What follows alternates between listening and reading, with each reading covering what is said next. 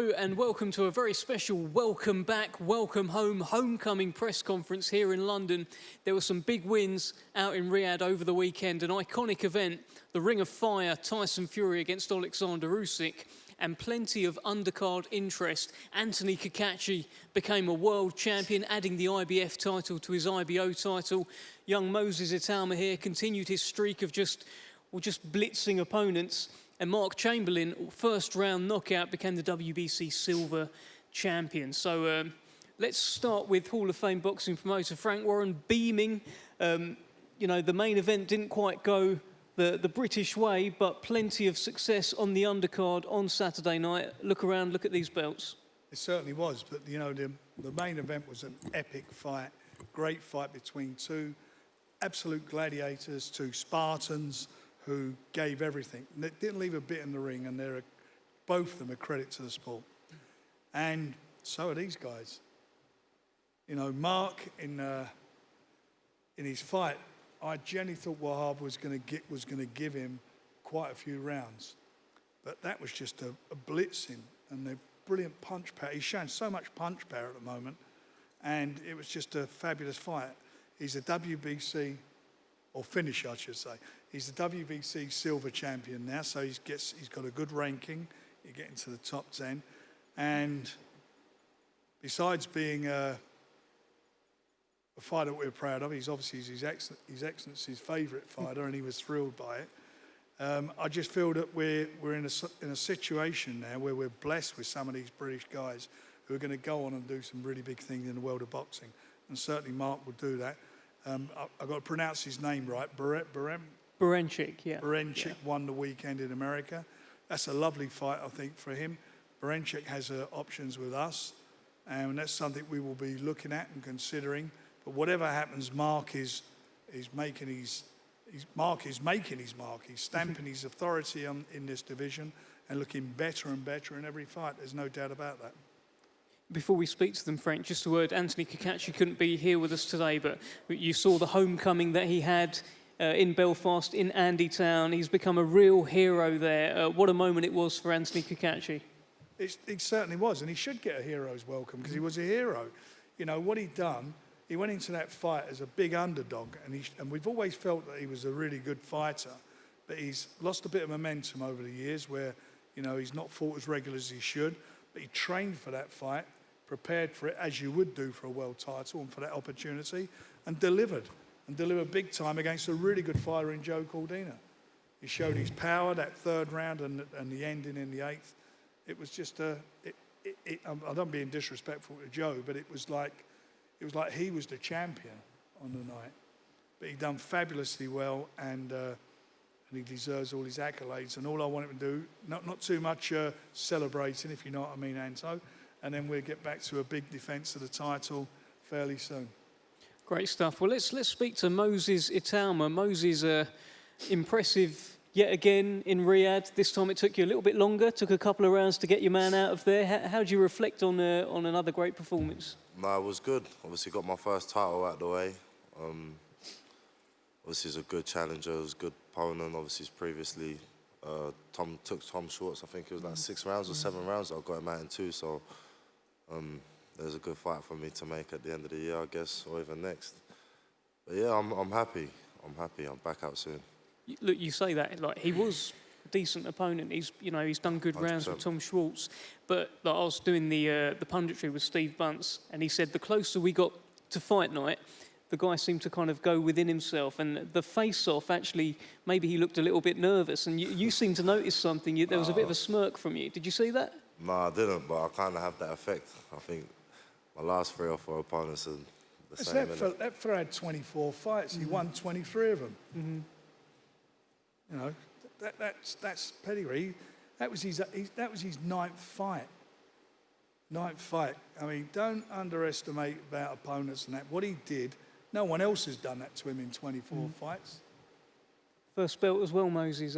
Good feeling, right? No, 100%. I do apologise, I forgot to bring it, but it is a very nice looking belt. Tell us what the plan is then. What do you want? We've seen Sol Dakers earlier on today. He's defending his English title against David Adelaide. I know that. What, are you interested in the winner? What are you interested in? So anyone really. The Solomon Dakers versus David Adelaide, the winner of that could be a little bit tasty. Obviously, as I mentioned, Tom Swartz, Dempsey McKean, Justice Hooney, they're all good names, and I'd love to get their rankings. How does that sound, Frank? I mean, this is clearly a man with a bit of a plan.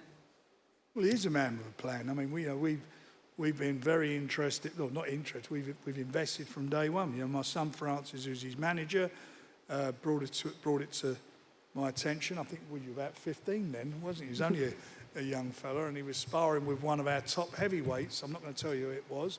And they showed me the footage, and I said, who is this? And I didn't know who he was sparring with because he had the head guard on. And then when they told me, I was like, what? He's 15? And the rest, as you know, is history. We sponsored and signed him. He's a fabulous, fabulous prospect. And the thing about it now, that's the first time he's trained for a 10-round fight. And that is what I wanted to see him do. Because, you have to excuse me.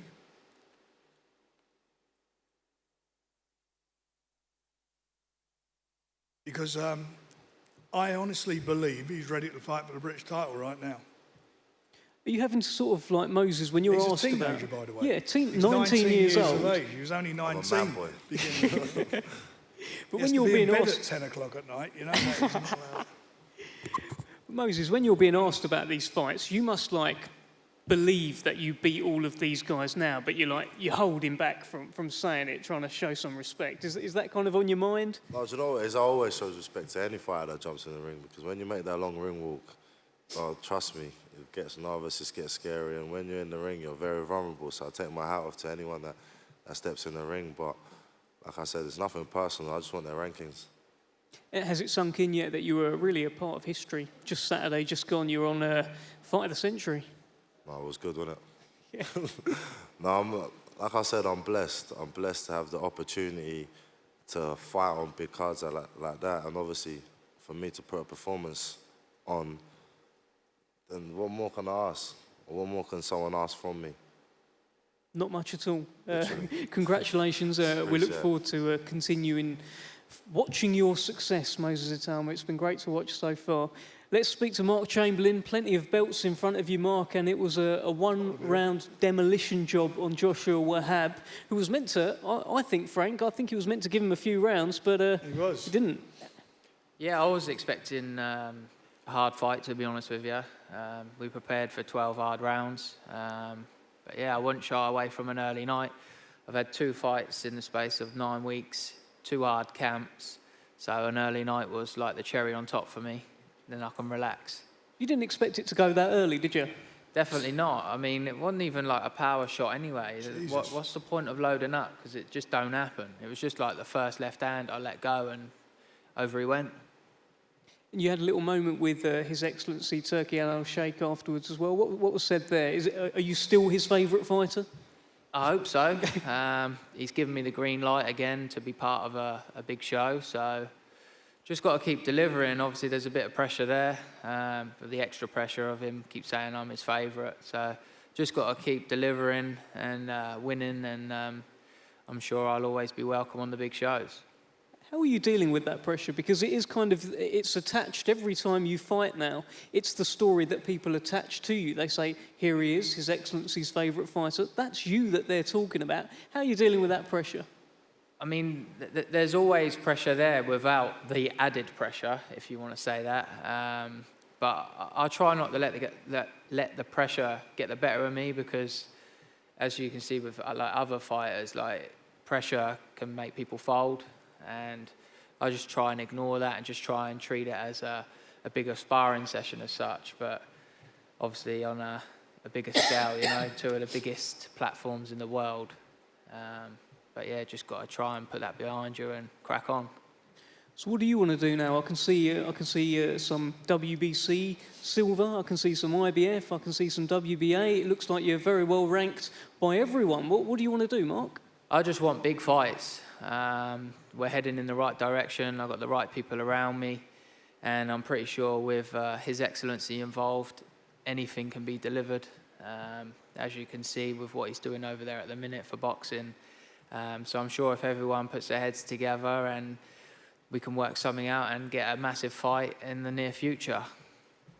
Well, BoxRec, make of BoxRec what you will. BoxRec has you as number 1 in the UK right now at lightweight. The number 2 is actually in this room, by the way. Sam Noakes is just over there. Over in the corner.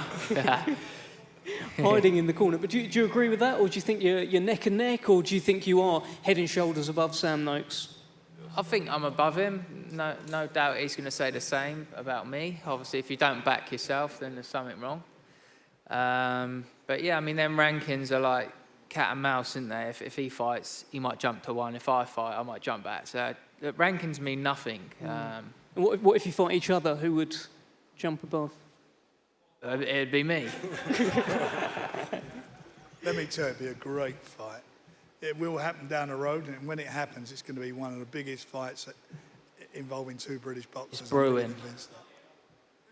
Well, I don't know about that. I mean, don't take liberties. I'll speak to my mate, His Excellency, and he might invite you over.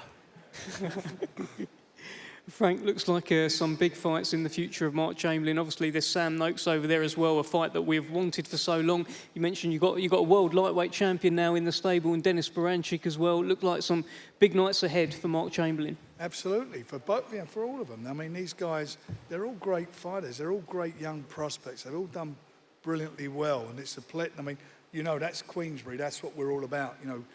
Getting guys, working with guys and bringing and delivering for them.